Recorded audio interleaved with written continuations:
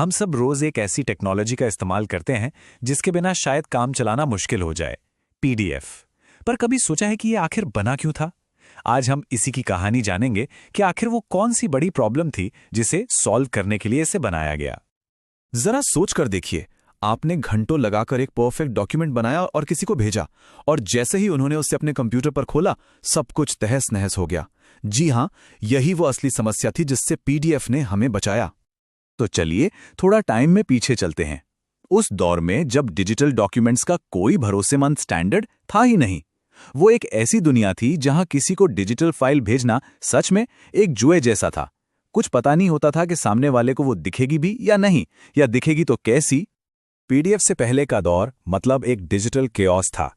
एक कंप्यूटर पर जो डॉक्यूमेंट बिल्कुल परफेक्ट दिख रहा है, वही डॉक्यूमेंट दूसरे कंप्यूटर पर खुलते ही पूरी तरह से बिगड़ जाता था। और दिक्कतें क्या थीं? कभी फॉन्ट्स बदल गए, तो कभी पूरा का पूरा लेआउट ही इधर से उधर हो गया। इलेक्ट्रॉनिक डॉक्यूमेंट्स का कोई स्टैंडर्ड था ही नहीं। और ये सिर्फ एक छोटी मोटी असुविधा नहीं थी, बल्कि एक बहुत बड़ी इंडस्ट्रियल प्रॉब्लम बन चुकी थी, खासकर पब्लिशिंग या लीगल डॉक्यूमेंट्स के मामले में, जहां हर एक अक्षर, हर एक लाइन मायने रखती है। सीधे शब्दों में कहें तो उस वक्त कोई भी ऐसा डिजिटल सिस्टम था ही नहीं जिस पर आंख बंद करके भरोसा किया जा सके। डॉक्यूमेंट्स की दुनिया में एक तरह का ट्रस्ट डेफिसिट था। और इसी भरोसे की कमी को पूरा करने के लिए एक सॉल्यूशन की खोज शुरू हुई। ये कहानी है उस विजन की जिसने इस डिजिटल केओस को हमेशा के लिए खत्म करने का जिम्मा उठाया। तो बात है साल 1991 की, जब एक बहुत ही जरूरी प्रोजेक्ट की शुरुआत हुई। और इस कहानी के हीरो हैं एडोबे सिस्टम्स के को-फाउंडर जॉन वॉरनॉक। उन्होंने इस प्रॉब्लम को ना सिर्फ समझा बल्कि इसे सॉल्व करने का बीड़ा उठाया। वॉरनॉक ने अपने इस मिशन को एक बड़ा ही दिलचस्प नाम दिया, द कैमेलॉट प्रोजेक्ट।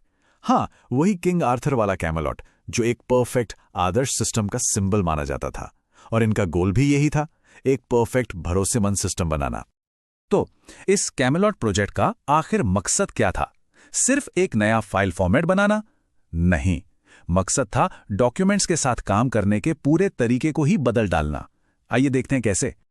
गोल आसान नहीं था।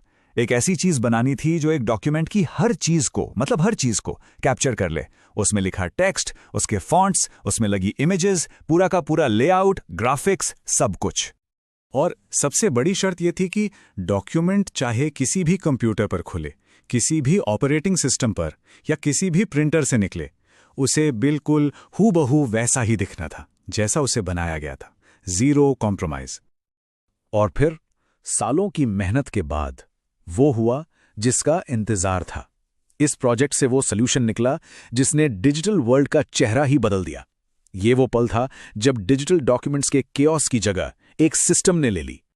इस गोल को अचीव करके जो चीज बनी उसे आज हम सब जानते हैं पोर्टेबल डॉक्यूमेंट फॉर्मेट के नाम से, यानी एक ऐसा फॉर्मेट जो किसी सॉफ्टवेयर, हार्डवेयर या ऑपरेटिंग सिस्टम का मोहताज नहीं था। और इसका छोटा सा सिंपल सा नाम बन गया एक ग्लोबल स्टैंडर्ड, पीडीएफ। तो पीडीएफ इतना सक्सेसफुल क्यों हुआ? क्योंकि इसने एक बहुत ही स्पेसिफिक और बहुत ही पेनफुल प्रॉब्लम सॉल्व की, डॉक्यूमेंट ट्रस्ट, यानी डॉक्यूमेंट पर भरोसा। इस ट्रस्ट वाली बात को समझने के लिए एक सिंपल सा उदाहरण लेते हैं।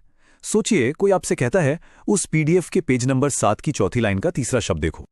यह पता होता है कि कोई चाहे अपने कंप्यूटर पर देख रहा हो और कोई अपने फोन पर, दोनों बिल्कुल हूबहू वही एक शब्द देख रहे हैं। यही है असली ट्रस्ट। हर डिवाइस पर हमेशा एक जैसा, यही पीडीएफ की विरासत है।